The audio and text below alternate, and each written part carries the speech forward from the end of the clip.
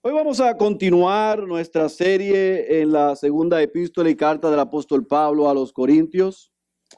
Pero antes de entrar de lleno en ella, en el texto que vamos a leer en esta mañana, yo quiero comenzar a manera de introducción desafiándolos a que nos pongamos a pensar en lo que pasa en la vida de aquellos que lideran. Los verdaderos líderes, los líderes seguros, no los inseguros, aquellos que saben y responden al llamado de Dios para sus vidas, tienen que entender el desafío que es liderar. Tú vas a estar expuesto a una vida pública, donde la gente va a estar mirándote y juzgándote una y otra vez. Y si tú no tienes el llamado en el caso de un líder espiritual, tú no vas a soportar esa presión. Vas a claudicar y terminarás renunciando. Porque no hay habilidad, ni capacidad, ni oratoria, ni inteligencia que pueda sostener a un hombre que ha sido llamado por Dios. Dios da lo que el hombre que Él quiere poner a liderar necesita. Mi viejo siempre decía, con lo que tú tienes, nunca será suficiente para hacer lo que Dios te ha mandado hacer. Al que Dios llama, Dios le va a dar las herramientas para que pueda liderar. Pero una de las realidades de liderar es que tú estás expuesto a que aquellos que desean tu posición o que te quieren hacer daño, traten de minar, o sea, de eliminar, de destruir tu integridad y tu credibilidad. Ese es parte del precio a pagar. Y el que no esté dispuesto a eso, mejor que no lidere. Como dije hace 2 semanas, si usted tiene la piel de cebolla, váyase a hacer otra cosa, pero no lidere. Porque hay gente que va a estar detrás de tu posición y de mi posición si lideras. Y van a ir detrás de tu integridad y de mi credibilidad porque saben que si minan, si destruyen, si afectan la integridad y la credibilidad del líder, minan su autoridad, su posición y el mensaje que proclaman. Aquellos que han estado viendo las noticias en el último mes saben de lo que yo estoy hablando. En el escenario más sucio que existe en la sociedad, la política, de izquierda y de derecha, se juega para afectar o lastimar o destruir la integridad y la credibilidad de uno u otro para destruir lo que ellos representan. ¿Sabe qué? El apóstol Pablo sabe lo que es eso. Y aunque el apóstol Pablo no podía ser acusado de nada inmoral, de ningún pecado, la vida y ministerio del apóstol estaba expuesto, vivía expuesto. Y por el alto compromiso que él tenía con el evangelio que le salvó y que había predicado y proclamado a los corintios, por ese evangelio él estaba dispuesto a ser difamado. Y la segunda carta del apóstol Pablo a los Corintios, hemos aprendido desde agosto que es su relato autobiográfico más honesto, donde él desnuda su alma, donde él desnuda su vida y pasa revista a su vida, a su ministerio y a sus sufrimientos, sabiendo que lo que estaban atacando los falsos apóstoles y los falsos maestros era su integridad y su credibilidad, pero lo que estaba detrás era afectar el mensaje del evangelio. Si destruyo el mensajero, destruyo el mensaje. Pero Pablo sabía más que eso. Así que hoy vamos a ver y vamos a continuar viendo cómo Pablo hace una defensa. Pero hoy hace algo maravilloso en este capítulo 6. Y es que hace 2 ruegos, 2 exhortaciones. Y este mensaje es como las 2 partes de un emparedado, de un sándwich. En la primera parte, y vamos a ir ya mismo, vamos a ver una exhortación, un ruego y una demanda. En el otro lado, el otro extremo, es otra exhortación, otro ruego y otra demanda. Pero esos dos panes del sándwich y del emparedado apuntan al medio, que es donde él defiende lo que va a hacer, tanto de exhortar y de clamar. Amén. Así que hoy vamos a ver una apelación a vivir en la gracia de Dios. Y vamos a ver en 2 de Corintios capítulo 6, versículo 1 al versículo 13, lo que Pablo nos tiene que decir. Por eso te pido que vayas a tu Biblia, a la segunda epístola del apóstol Pablo, a los Corintios capítulo 6, versículo 1 al versículo 13. 2 de Corintios capítulo 6, versículo 1 al versículo 13.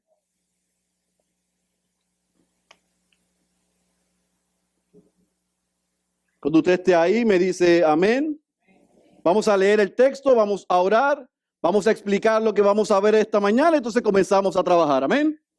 2 de Corintios capítulo 6, versículo 1 al versículo 13. ¿Estamos todos ahí, amados? Dice la santa y la poderosa palabra de nuestro Señor. Y como colaboradores con Él, también os exhortamos a no recibir la gracia de Dios en vano. Subraye eso, por favor. Pues Él dice, en el tiempo propicio te escuché, y en el día de salvación te socorrí. He aquí, ahora, hoy es el día o el tiempo propicio. He aquí, ahora, hoy es el día de salvación.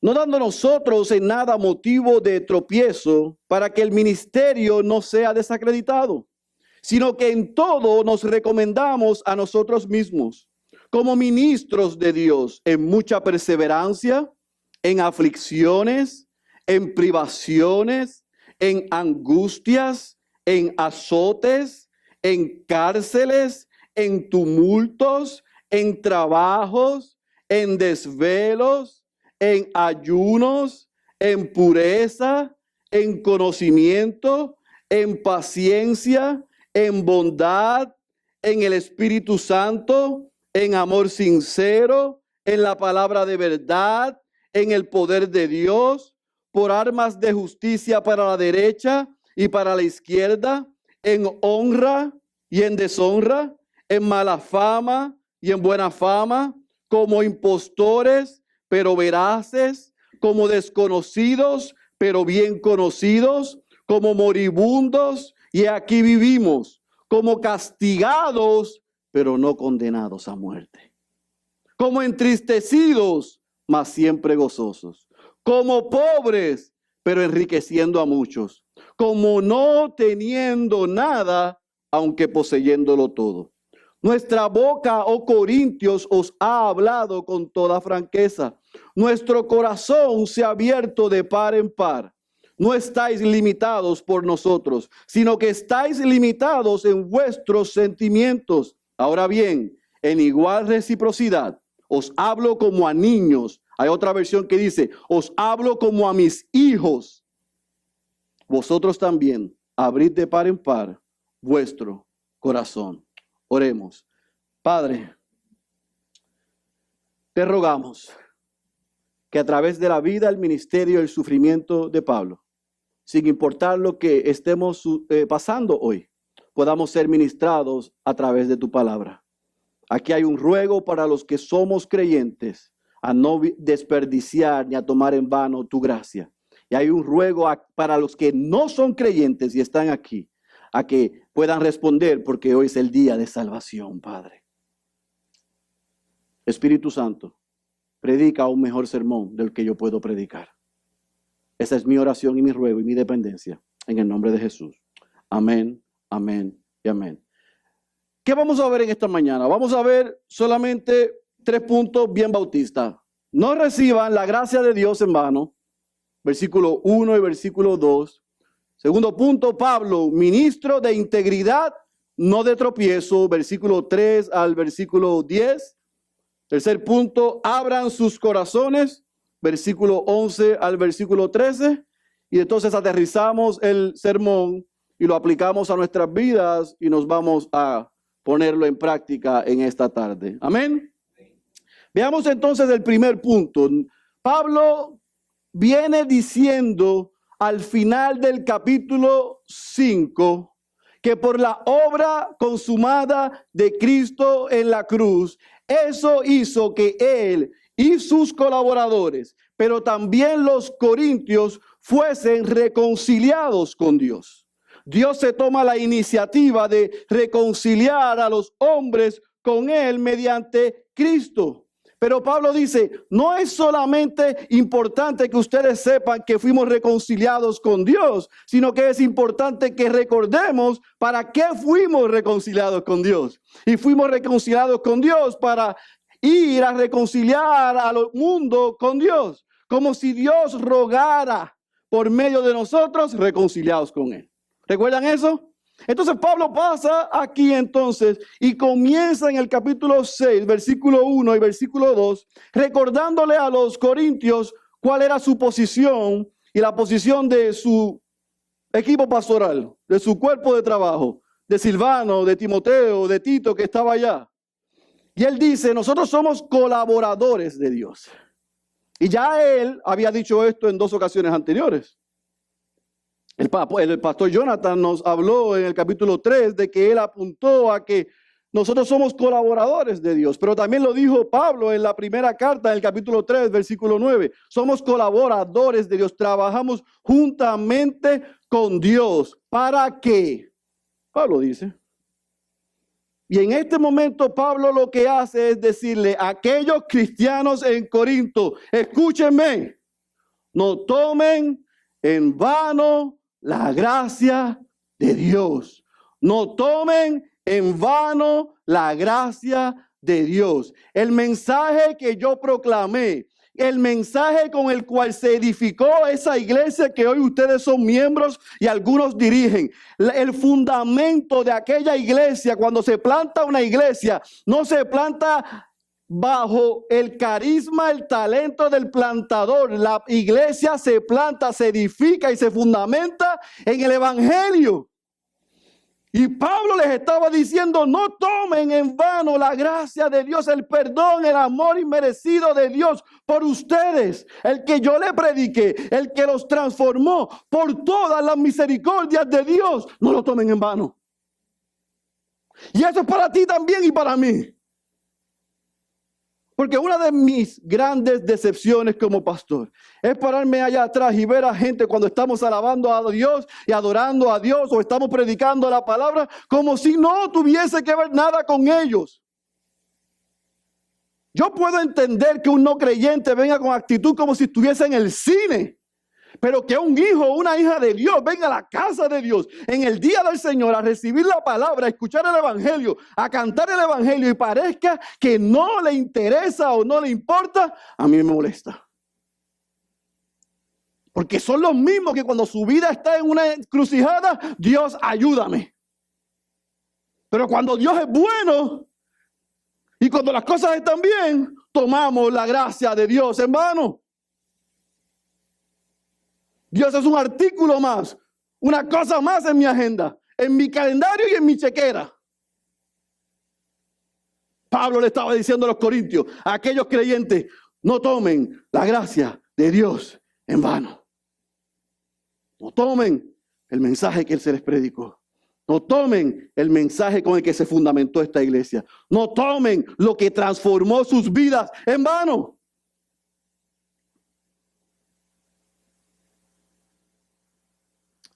Así que Pablo hace un clamor, un llamado, una exhortación, un ruego, un mandato a aquellos cristianos en Corinto. Pero Pablo sabe, como sabe todo pastor, que aún dentro de la iglesia no todos los que están son creyentes. Aunque algunos se llaman creyentes. Y aún algunos nos engañan a los pastores y a la membresía diciendo que son miembros y no son creyentes. Pablo se asegura no solamente dar una exhortación al creyente, sino también una exhortación al no creyente. Y miren lo que dice el versículo 2. Le dice, pues él dice, en el tiempo propicio te escuché y en el día de salvación te socorrí. He aquí ahora es el tiempo propicio. He aquí ahora hoy es el día de salvación.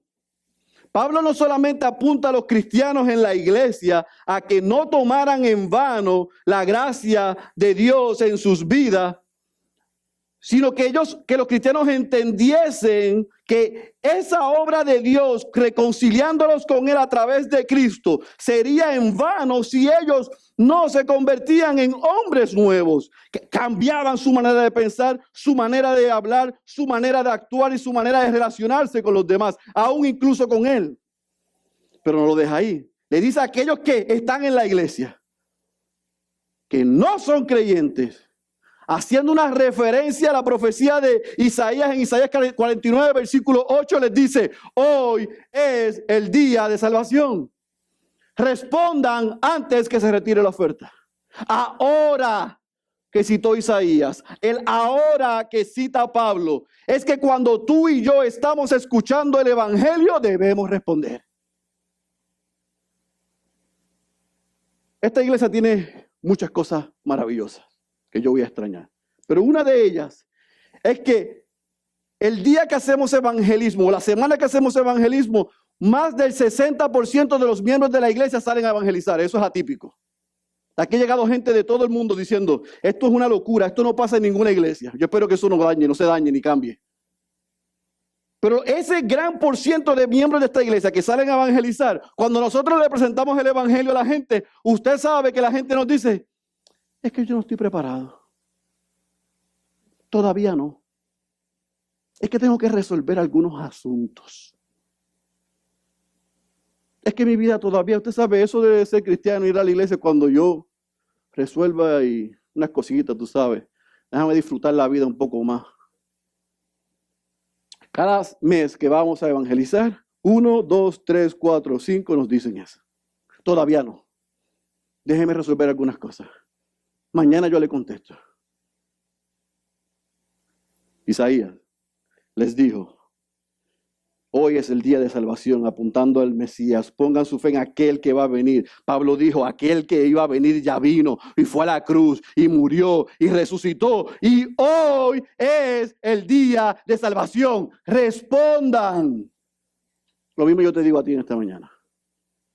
Aquí hay gente sentado en esta silla que están jugando a ser cristianos, y yo te ruego, clamo, te exhorto, te pido que por todas las misericordias te arrepientas de tus pecados y pongas tu fe en el Hijo de Dios, porque hoy es el día de salvación. No es mañana. No es mañana, es hoy. Es hoy el día de salvación. Es hoy. Hoy es el día de salvación. El evangelio tiene que ser, como decía Calvino, predicado una y otra vez, una y otra vez. Se tiene que orar, se tiene que leer, se tiene que cantar y se tiene que orar para que los creyentes no olviden la gracia de Dios y para que los inconversos vengan a los pies de Cristo. Hoy es el día de salvación. Hoy es el día de salvación. Así que si tú eres cristiano o cristiana, eres miembro de esta iglesia, gloria a Dios por eso. Pero este mensaje es para ti. No tomes en vano la gracia de Dios. Y si lo has hecho, arrepiéntete. Pero si tú llevas mucho tiempo aquí y aún eres miembro de esta iglesia y crees que nos tomaste el pelo, aunque ya a mí no me queda, como ustedes pueden ver. Yo llegué aquí con pelo y me voy sin pelo. Esto es increíble. Aún a mí que no tengo, a Dios tú no le tomas el pelo. A Dios no lo puedes engañar. Y tú puedes hablar cristianés y vestir como cristiano y actuar como cristiano. Pero tú y Dios saben que tú no eres cristiano. Hoy es el día de salvación. Esa es la buena noticia. Arrepiéntete y confiesa al Señor Jesucristo como tu Salvador. Porque Él vivió la vida que tú no puedes vivir, que yo no puedo vivir. Y recibió la muerte que tú y yo merecíamos para tener acceso a una vida eterna por siempre con Él. No hay nada en este mundo que se pueda comparar a esa gran noticia. No tomes por toda la misericordia la gracia de Dios en vano. Y si no eres creyente, arrepiéntete hoy es el día de salvación. Amén. Muy bien. Pablo entonces continúa su tesis. Y en el versículo 3 y versículo 4, después de él dar una exhortación, un clamor y un ruego a los creyentes y a los no creyentes en aquella iglesia en Corinto, él vuelve y apunta hacia él. Y el versículo 3, mira lo que dice, no dando nosotros, o sea, ni Pablo ni su equipo de trabajo, en nada motivo de tropiezo, para que el ministerio no sea desacreditado, sino que en todo nos recomendamos a nosotros mismos como ministros de Dios. Y vamos a dejarlo ahí. Pablo vuelve a apuntar a, yo sé de lo que me están acusando. Yo sé lo que están diciendo aquellos falsos maestros que están en aquella iglesia. Yo sé que ellos están diciendo que yo esto, que yo aquello y que yo lo otro. Pero ustedes saben, hay una cosa que a mí me encanta del apóstol Pablo, es que él estaba muy seguro de quién él era. Él estaba muy seguro de quién él era en Cristo. Y él le dice a ellos, ustedes saben que nosotros, ninguno de nosotros, en nada hemos sido motivo de tropiezo. Nosotros no hemos hecho nada para que el ministerio del evangelio sea desacreditado. No hemos hecho nada, absolutamente nada de lo que se nos está acusando. Ellos nos acusan de que nosotros somos el problema y que ustedes lo deben escuchar a ellos y que deben escuchar el mensaje que ellos proclaman. Pablo dice, nosotros no hemos hecho nada malo. Por el contrario, fíjese que él ha utilizado varias ocasiones en esta carta, y aún en la primera, el término o la expresión cartas de recomendación. ¿Usted lo recuerda? Él le dice, nosotros no tenemos que hacer cartas de recomendaciones. Ustedes son nuestra carta de recomendación. No somos como otros que presentan sus cartas de recomendación. Porque en aquella iglesia, en aquel tiempo y en aquella época, a esos falsos maestros que eran muy carismáticos y muy elocuentes, lo que presentaban ante la iglesia era su currículum vitae, su hoja. Nosotros estudiamos en tal sitio, logramos tal cosa, estuvimos a los pies de fulano de tal, hablamos tantos idiomas, logramos lo otro, y con eso que hacían en la iglesia, ¿los qué? Los impresionaban. Pablo le dice, nosotros no tenemos que dar ninguna carta de recomendación. El evangelio es mi carta de recomendación, ustedes son nuestra carta de recomendación, mi vida es mi carta de recomendación, mi ministerio es mi carta de recomendación, y mi sufrimiento es mi carta de recomendación. Pero ahora él dice, si nos recomendamos como qué? Como ministros de Dios. Ahí se la jugó fría. Perdónenme la expresión, pero se la jugó fría. Él le dijo, ellos dicen que ellos son más que yo. Ok. Ellos dicen que son más capaces que nosotros. Muy bien. Pues déjeme decirle, y déjeme explicarle, y déjeme hablarles de lo que es, y lo que hace, y lo que vive un verdadero ministro de Dios. Y entonces Pablo pasa, sabiendo que su integridad estaba siendo atacada, a decirle, yo no he hecho nada para que ustedes utilicen mi vida y mi ministerio como motivo para desacreditar y avergonzar el evangelio. Ustedes lo saben, yo no he sido ningún obstáculo. Pero vamos a hablar entonces de lo que es un verdadero hijo de Dios. Y Pablo pasa, si tú estás anotando para tu grupo pequeño, anota esto. A dar 28 características. Así que por los próximos hora y media voy a estar hablando de los 28 puntos de este sermón. 28 características de lo que es un ministro de Dios.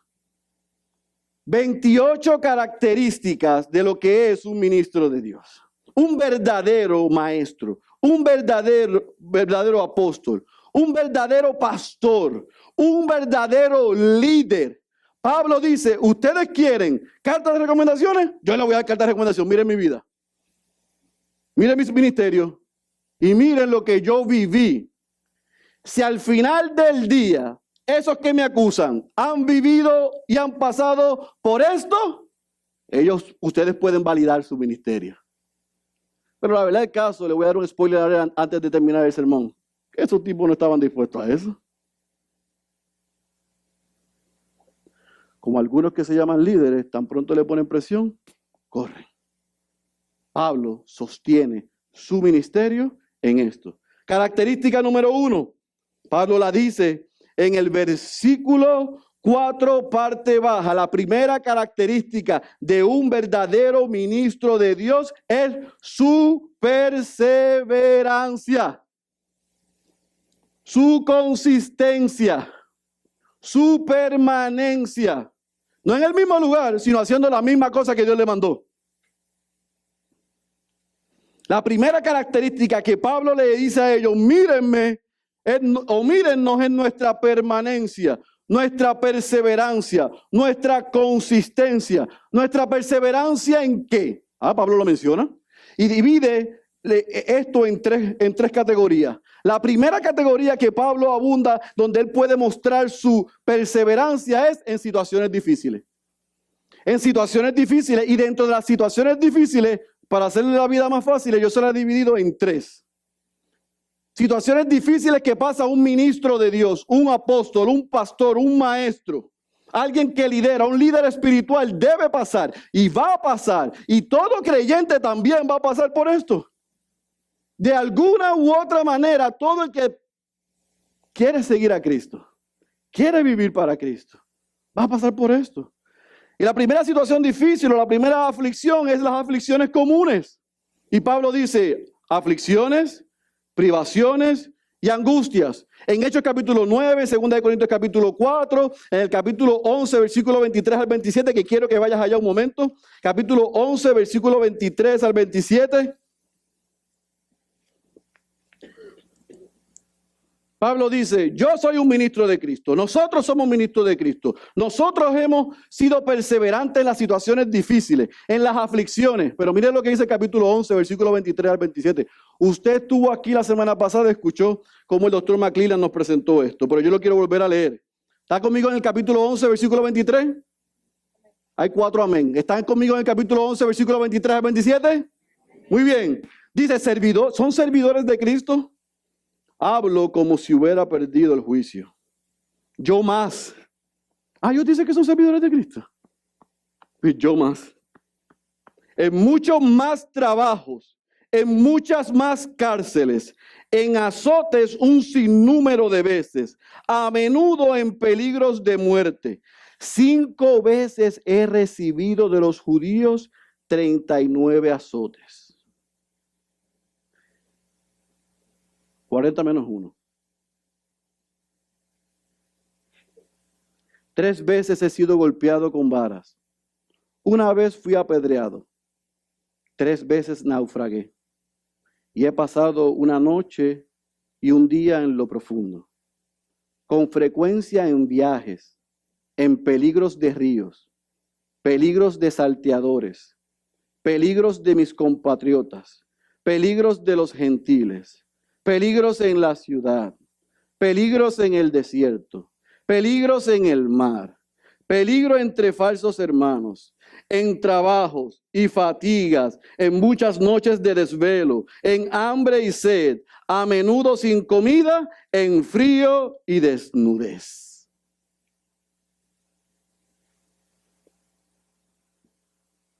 Pablo dice, nosotros como ministros de Dios hemos pasado por todo eso.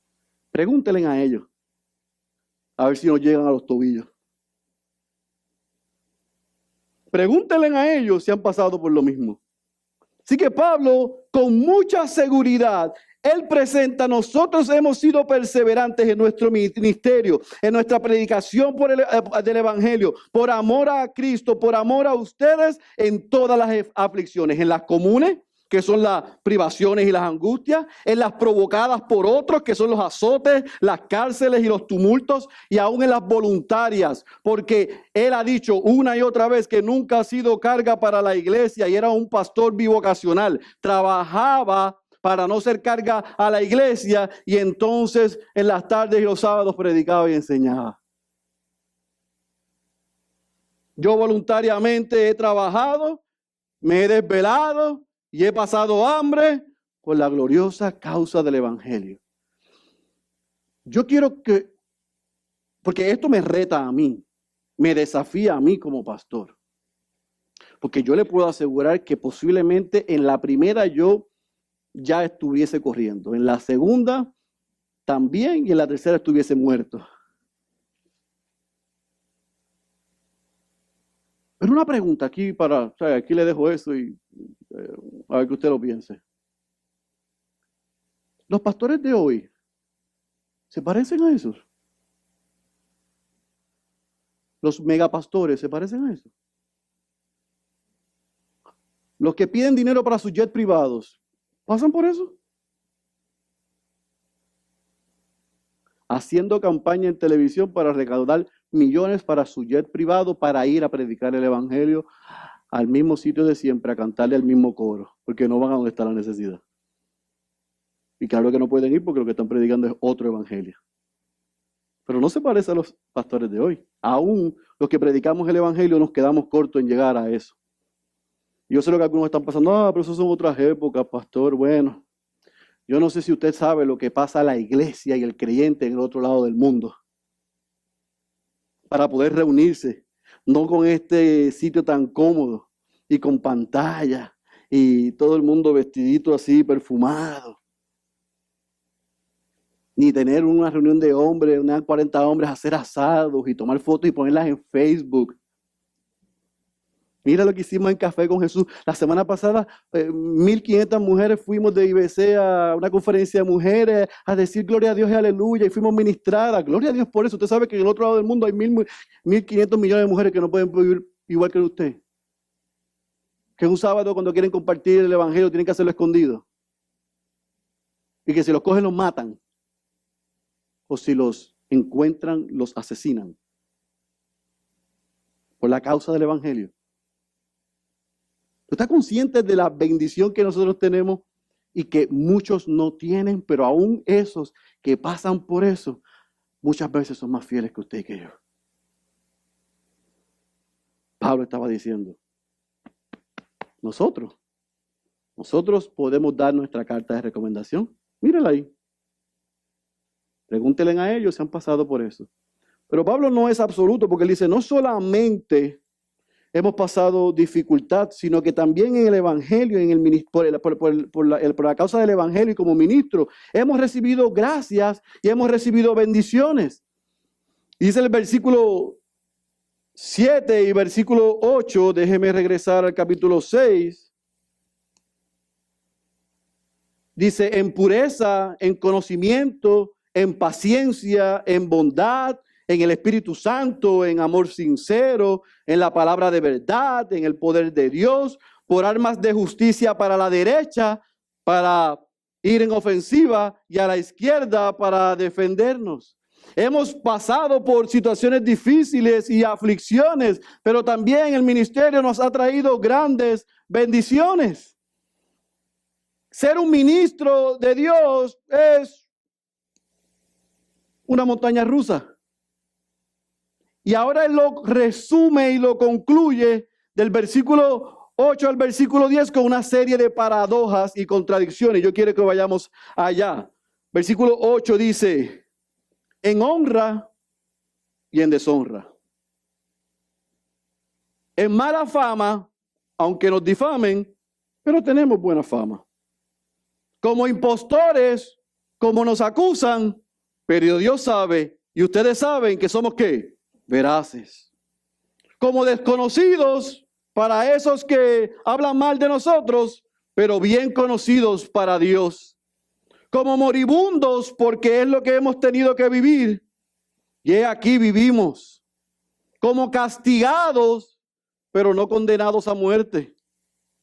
Como entristecidos, mas siempre gozosos. Como pobres, pero enriqueciendo a muchos. El verdadero ministro da todo lo que es, todo lo que tiene y todo lo que puede por bendecir a otros. Como no teniendo nada, aunque poseyéndolo todo. Pablo les dice, ellos dicen cosas de mí, y en cierta manera yo he vivido alguna de esas cosas, pero Dios ve lo que yo he vivido y lo que ellos dicen de la manera contraria. Yo parezco que vivo como ellos dicen, pero realmente yo vivo como Dios dice. En medio de la dificultad, de la aflicción y del sufrimiento y de la necesidad, al mismo tiempo yo tengo todo lo que necesito. Porque como les he dicho siempre, si yo tengo a Cristo, yo tengo todo lo que me hace falta. ¿Ves? Pablo llegó a la realización, mis queridos hermanos e iglesia amada, de lo que dice el pastor, o que lo que dijo el pastor R.C. Sproul. Un verdadero ministro del evangelio es conocido por un discurso puro, no elocuente, puro. No se confunda, porque hay gente que habla bonito, pero eso no significa que sea puro. Es más, a Pablo lo acusaban que escribía mejor de lo que hablaba. Pero su discurso era ¿qué? Puro. Su conducta era pura. Sus motivos eran puros. Y yo me quiero detener ahí. Iglesia, yo puedo hacer lo correcto con los motivos incorrectos. Y usted también. Es el tiempo de nuestro mejor amigo. Yo te puedo engañar a ti haciéndote creer que todo lo que yo he hecho y todo lo que yo digo y todo lo que yo soy y todo lo que yo hago es con un motivo correcto. Pero el tiempo va a probar si es verdad o no. El amor se prueba. ¿Usted sabía eso? Entonces, ¿usted sabe que el amor se prueba? Las verdaderas relaciones y genuinas relaciones se prueban. Hay que pasar por el fuego, por la prueba, por la dificultad, para probar si los motivos son puros. Los de Pablo fueron una y otra vez comprobados que eran motivos. La gloria de Dios, exaltación de Cristo y el amor a la iglesia. Y un deseo porque los perdidos se salvasen. Él mostró sus motivos. Y cierra el pastor Sproul diciendo, un verdadero ministro no solamente dice que ama, sino que muestra un profundo amor por las personas. ¿Sabe cuál es el problema que tenemos hoy? Que hay muchos líderes que aman mucho y enseñan poco. Y otros enseñan mucho y aman poco. El líder a la luz de Cristo y de Pablo y de los apóstoles enseña mucho y ama mucho. Va junto. Tú tienes que enseñar todo el consejo de Dios, tienes que predicar el evangelio, tienes que compartir el evangelio, pero tienes que caminar con la gente que tú dices que amas. Y Pablo está escribiendo la cuarta carta más que a ninguna otra iglesia. Me pregunto yo, ¿amaba a esa iglesia Pablo? Que la última vez que fue tuvo que salir corriendo porque por poco lo matan, no lo recibieron. Y como quiera mandó la carta más severa con Tito y todavía estaba esperando a Tito y estaba escribiendo. No se rindió. Porque el verdadero líder, el verdadero ministro, aquel que ha sido llamado, ama a las personas. Y porque te amo, dice Pablo, te tengo que decir la verdad. No tomes la gracia de Dios en vano y arrepiéntete, hoy es el día de salvación. Así que Pablo mostró perseverancia, mostró en las situaciones difíciles y las aflicciones que vivieron como ministro, mostró las bendiciones que recibieron y mostró las paradojas en las que se encontraron. Cuando gente acusaba o en la situación difícil lo que se ve es negativo, él lo veía como lo veía Dios. Así que Pablo, cuando hace su exhortación, le está diciendo a ellos, no menosprecien la gracia de Dios, arrepiéntanse, yo no he sido piedra de tropiezo. Miren nuestra vida, miren nuestro ministerio, miren nuestro sufrimiento. Nosotros somos un ejemplo de lo que les estamos pidiendo a ustedes. Pablo estaba seguro y convencido, como dijo Robert Murray, que la mayor necesidad de su gente era su propia santidad. Pablo estaba seguro que lo que era su carta de presentación a la gente no es lo que la gente decía de él, era su propia santidad, lo que él había caminado, lo que había vivido, lo que había hecho, lo que había enseñado. Era, como dijo Diego, hay dos caminos paralelos. Lo que Pablo enseñó con lo que Pablo vivió. Lo que Pablo dijo con el testimonio de Pablo. Pablo apuntó, miren mi santidad, miren mi vida y júzguenme. Yo no sé si yo puedo hacer eso. Yo quiero hacer eso. Y yo ruego que tú y yo podamos hacer lo mismo. Cuando la gente recuerde tu nombre y mi nombre, diga, ese creyente, ese hermano, esa hermana, ese pastor, ese líder, vivió lo que enseñó. ¿Podríamos decir eso? La gente pudiese decir eso de nosotros. Vivieron lo que enseñaron. Vivieron lo que creyeron. Eran un cheque en blanco. Eran transparentes. Mire, el mejor, usted quiere bendecir la vida de otro, sea vulnerable, sea transparente, muéstrese como usted es, para bien y para mal. Pero yo tengo problemas con aquellos que quieren dirigir y que quieren liderar y que quieren bendecir o que quieren impactar a la vida y esconden su vida. No, muestre como usted es. Porque al yo mostrar mi vida como es y como era, podemos decir, ciertamente la gracia de Dios estaba ahí. Porque a pesar de mí, Dios me salvó. Y a pesar de mí, Dios me llamó. Y a pesar de mí, Dios me usa. Tú puedes decir lo mismo. Que a pesar de nosotros, la gracia de Dios no ha sido en vano. Y Pablo concluye esta sección con otra exhortación y con otro ruego. Le dice a los corintios, abran sus corazones. Abran sus corazones. Su corazón se ha derramado en esta carta y le ha revelado su amor por ellos. Esta porción en la Nueva Traducción Viviente dice, oh queridos amigos corintios, les hemos hablado con toda sinceridad y nuestro corazón está abierto a ustedes. No hay falta de amor de nuestra parte, pero ustedes nos han negado su amor. Les pido que respondan como si fueran mis propios hijos. Ábranos su corazón. Pablo está diciéndole a ellos, de la misma manera que yo he sido sincero con ustedes, de la misma manera que yo he abierto mi corazón a ustedes, de la misma manera que ustedes han visto nuestro caminar, nuestro vivir, nuestro hablar, sean por todas las misericordias sinceros. Sus corazones están mal, están fuera de lugar. Mi vida, mi testimonio, mi sufrimiento y el de los que están conmigo es la evidencia y la muestra del mensaje que yo les he predicado. ¿Cómo es posible que ustedes estén pensando otra cosa de mí? ¿Cómo es posible que no podamos estar reconciliados? ¿Cómo es posible que me llamen alguien que no es íntegro y que no tiene credibilidad?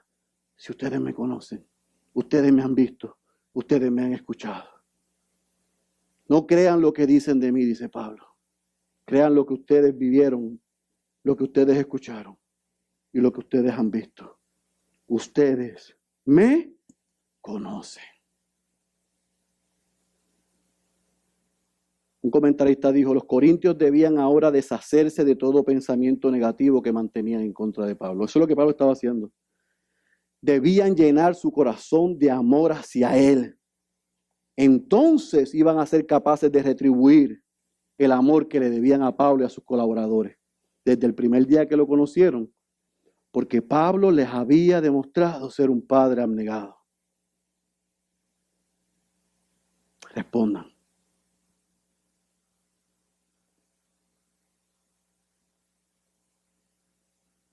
La mayor tristeza de unos padres es ver que han hecho todo lo que Dios le ha pedido y que ha esperado de ellos por sus hijos y ver a sus hijos actuando de una forma pecaminosa.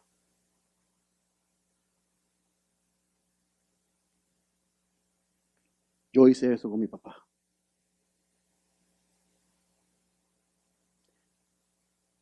Mi papá es el mortal que más yo admiro en esta vida.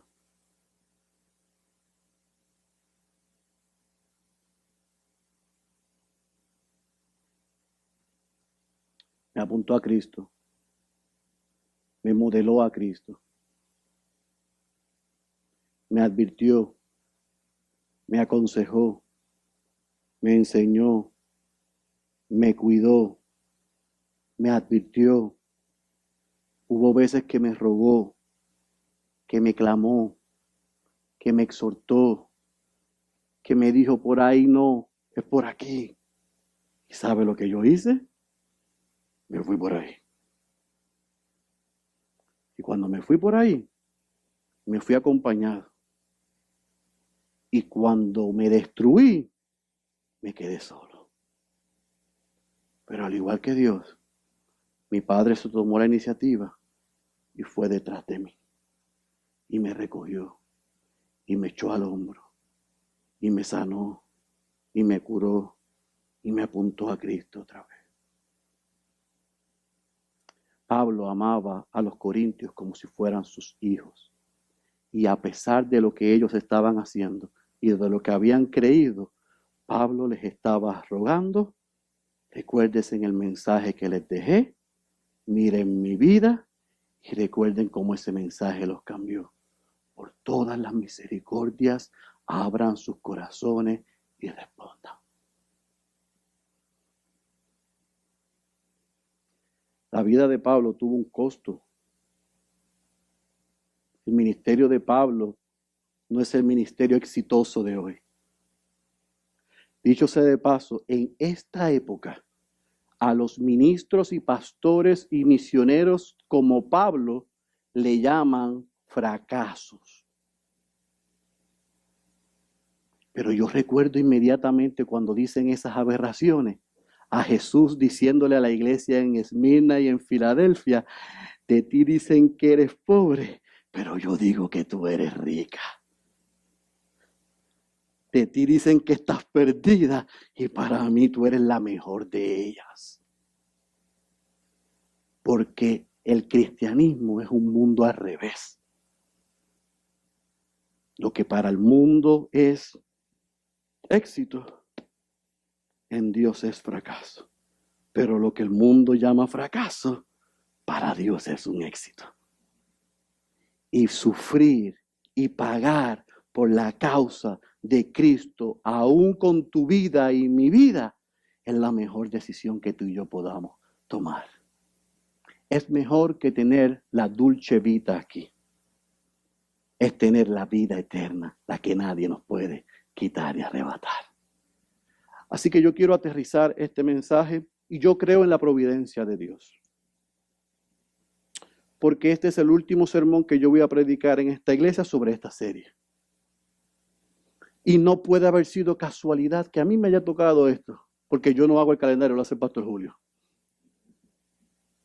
Así que ni él tampoco lo hizo a propósito, esto es providencia de Dios. Nos dimos cuenta en el camino a uno de esos 4 viajes que hemos estado el último mes, él y yo. Tenemos más millas que un carro usado, Julio y yo.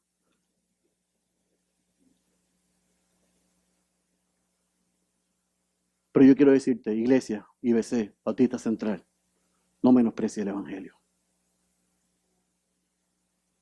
No menosprecies el evangelio. No menosprecies la gracia de Dios. A fin de este mes, esta iglesia cumple 7 años desde que se fundó, o desde que oficialmente Cold Spring Baptist Church nos reconoció como un ministerio hispano. 7 años se cumple a fin de este mes. Y por los pasados 7 años, en esta iglesia, a pesar de los que nos hemos parado en este púlpito, que hemos sido muchos, a pesar de eso, aquí se ha predicado el evangelio sin adulterar. Aquí se ha predicado todo el consejo de Dios. Aquí nosotros hemos predicado el evangelio, hemos cantado el evangelio, hemos orado el evangelio y nos hemos esforzado por vivir el evangelio. Y a pesar de nosotros, especialmente a pesar de mí, que soy el fundador de esta iglesia, a pesar de mí, la gracia de Dios está en este lugar. Pero no tomes la gracia de Dios en vano. Si tú eres miembro de esta iglesia, si tú eres un verdadero creyente, por toda la misericordia de Dios, no tomes la gracia de Dios en vano. Vive a la altura de lo que costó el que hoy tú seas salvo y seas un hijo, una hija de Dios. Vive a la altura de tan inmerecido sacrificio que llevó Cristo para que tú y yo recibiéramos lo que no merecíamos. Dejémonos de pequeñeces, de competencias, de chisme, de murmuración. Dejémonos de lo que estorba. No permitamos que nadie dañe la unidad en esta iglesia. Que la gracia de Dios ha estado aquí por 7 años y yo creo, yo oro y yo clamo que esté por muchos años más.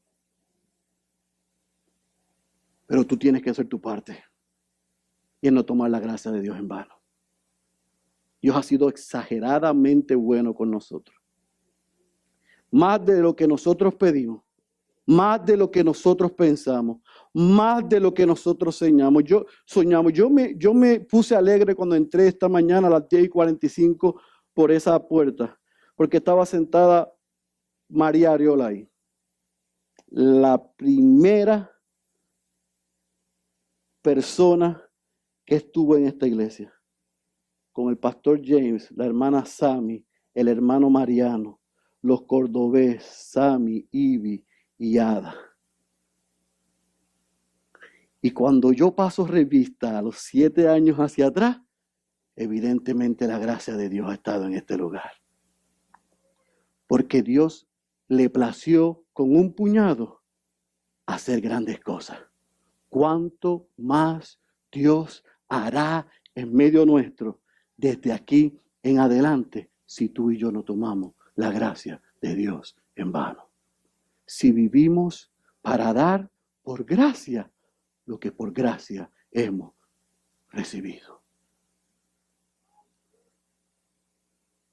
Dios ha sido bueno y Dios seguirá siendo bueno, pero a ti y a mí nos toca una parte.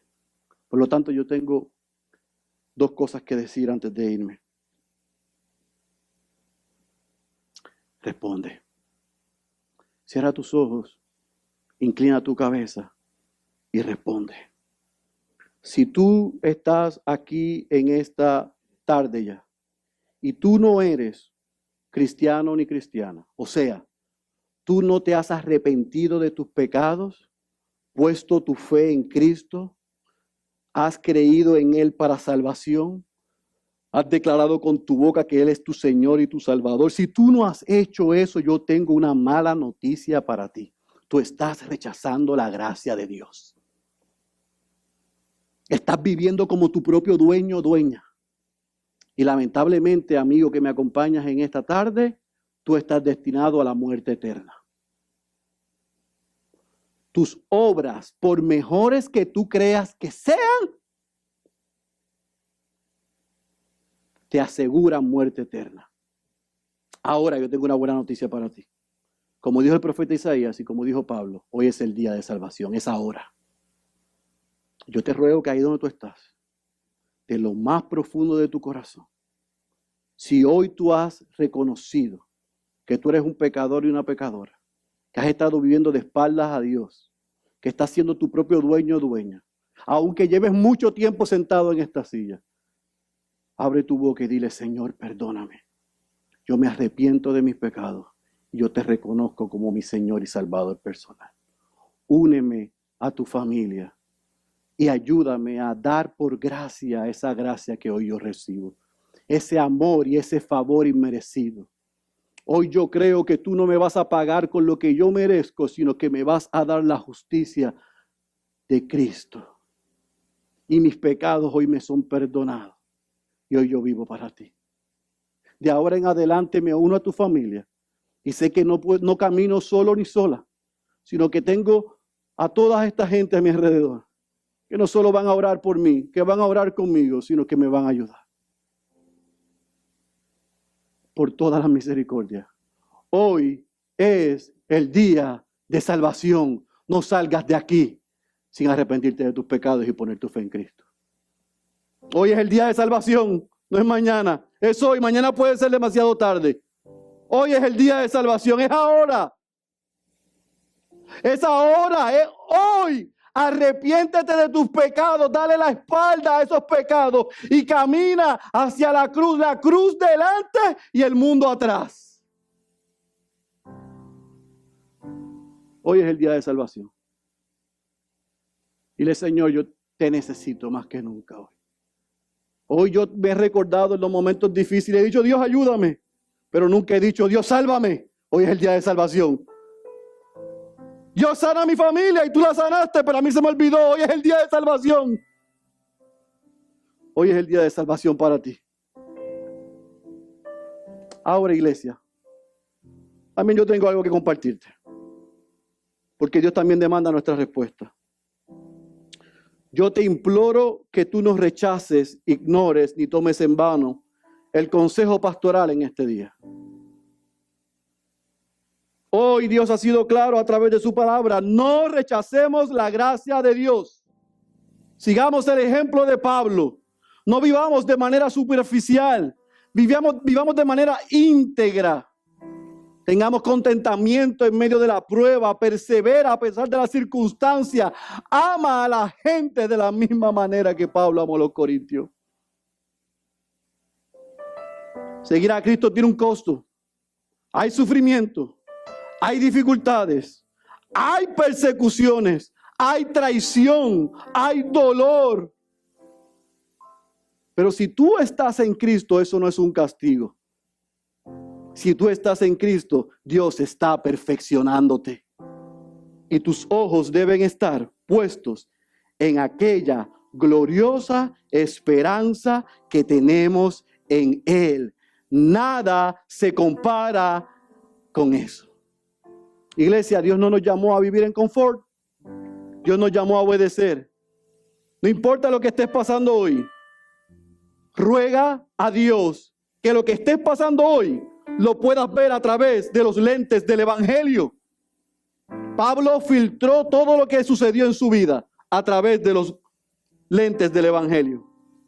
Vivió por su causa, amó por su causa, sirvió por su causa y estuvo dispuesto a dar su vida por su causa. Es mi ruego y mi oración en esta tarde que tú y yo podamos vivir de la misma manera. Que podamos decir, la gloria de Dios, la exaltación de Cristo, la salvación de los demás y la edificación de los creyentes es nuestro galardón. Y si eso Dios hace en medio nuestro, es suficiente. Dios no nos llamó a estar en una zona de confort. Dios nos llamó a obedecer. Da tu vida por la causa gloriosa del Evangelio. Mi querido hermano, mi querida hermana, por toda la misericordia, yo te pido que tú entiendas que, como dijo Jim Elliot, no es necio el que da lo que no puede retener por obtener lo que no puede perder. La gracia de Dios sea con ustedes, iglesia. Puestos en pie, cantemos.